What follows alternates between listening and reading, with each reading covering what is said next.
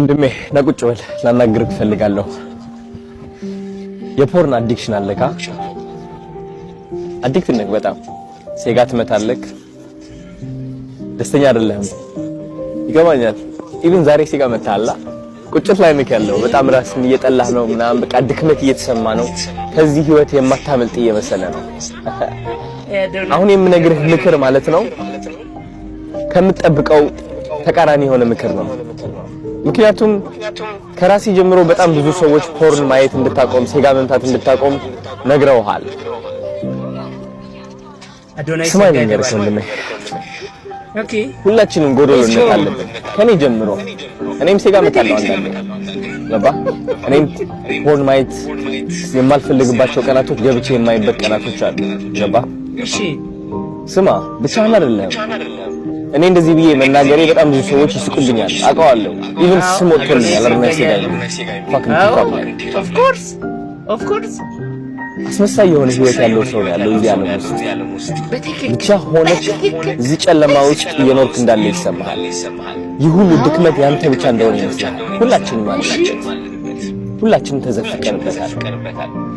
በሴጋ በፖርን ብቻ ባይሆንም በብዙ ሱሶች አሉ። የዊድ ሱስ ያለበት አለ፣ የሲጋራ ሱስ ያለበት አለ፣ ሰዎችን የመጥላት ሱስ ያለበት ገባ፣ ራሱን የመናቅ ሱስ ያለበት ማለት ነው። ከዚህ ሁሉ አንዳንድ ግን ማወቅ ያለብህ አይ ቲንክ ከዛሬ ምን አድርጌ ነገ ላሻሽል ነው።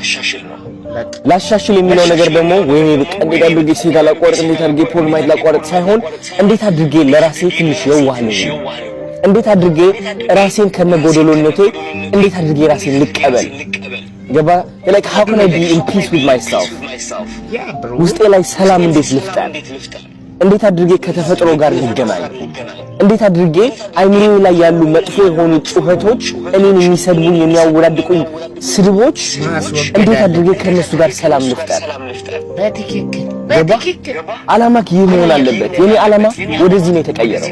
ምክንያቱም እንደኔ ራሱን የሚጠላ ሰው አልነበረም፣ ራሱን የሚቆጣ ራሱን የሚያጨናንቅ ሰው አልነበረም።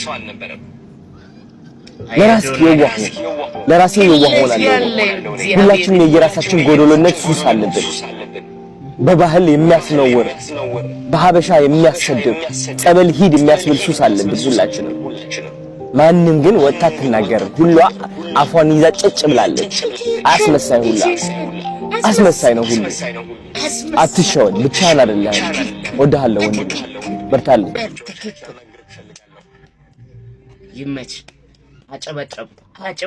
ትችላለህ፣ ጨዋታ መቀየር ትችላለህ። ቤቱን ላይክ፣ ሼር፣ ፎሎ፣ ኮፒ ሊንክ እያደረጋችሁ ለምታደርሱ መረጃ እያመሰገንኩኝ እኔ ጊዜ ነው ዳኛ ነኝ። ይመቻችሁ።